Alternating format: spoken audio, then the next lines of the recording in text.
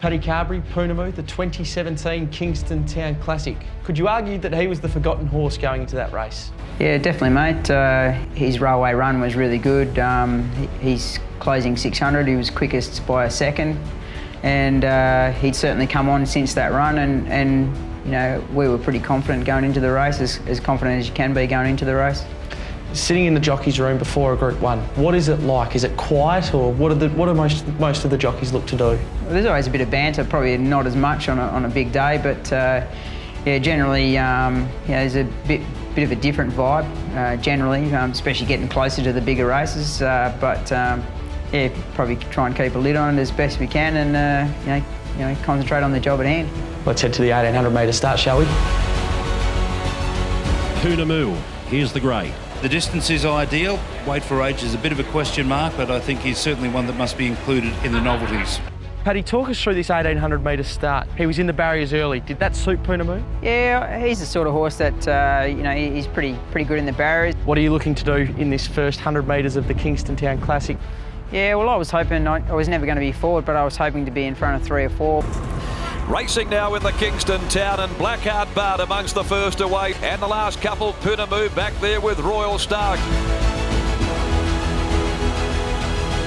Paddy, the crossing, it was the incident of the Kingston Town Classic last year that was so detrimental to a couple of runners. What was Pounamu like going over the crossing, and obviously the interference happening up the front? How were you impacted? It didn't really impact me much at all. There was a little bit of backwash, but I was towards the outside and it didn't really affect him at all, luckily enough. Great shot as he did in the Railway Stakes, leads them here in the Kingston Town by 1. Paddy, the 1200 metre mark of the Kingston Town Classic, you're looking to have your horse settle into a rhythm by this stage. Were you comfortable approaching the 1200 metres, because we know it's a long run down the back straight at Ascot? Yeah, I was really happy where I was. I was following Money Maher, one off, and he was just travelling lovely. Are you keeping in the back of your mind the horses that you think will be strong at the end of a testing 1800 metre race? Yeah, definitely. With you doing your form, you know which ones that you most likely will want to follow. Then came Life Less Ordinary around them, 3 wide from the grey Pounamu. Paddy, coming to the 800 metres mark, you pop onto the back of Dougie White on Life Less Ordinary, 3 wide. Why at this stage of the race?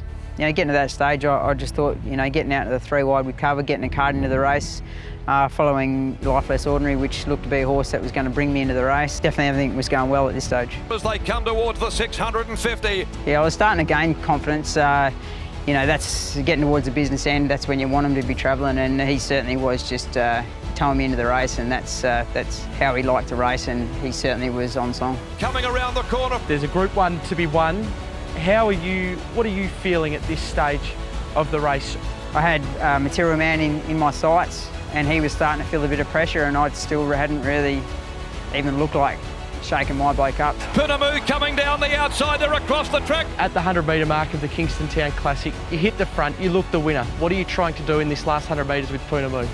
Yeah, I knew he'd pretty much had it won. He was just eating up the line, and it was just awesome feeling. Pounamu, Akamar Star, Pounamu! Pat, you crossed the line, Group 1 win, first Kingston Town Classic, your 3rd Group 1. What's going through your mind as you cross the line? It's so hard to explain. So much goes through your head, just elation, and this is what we work hard for, and what everyone's in the game for. So many different emotions, it's just huge. Pounamu, I still think to this day that Pounamu is a Group 1 winner. Can you believe that he won a Group 1? A lot of hard work and get working him out, turned him around, and it was credit to Alan and everyone involved. It was great. Congratulations on a 3rd Group 1. Thanks for reliving it with us today, and here's to many more, Pat. Cheers, pleasure.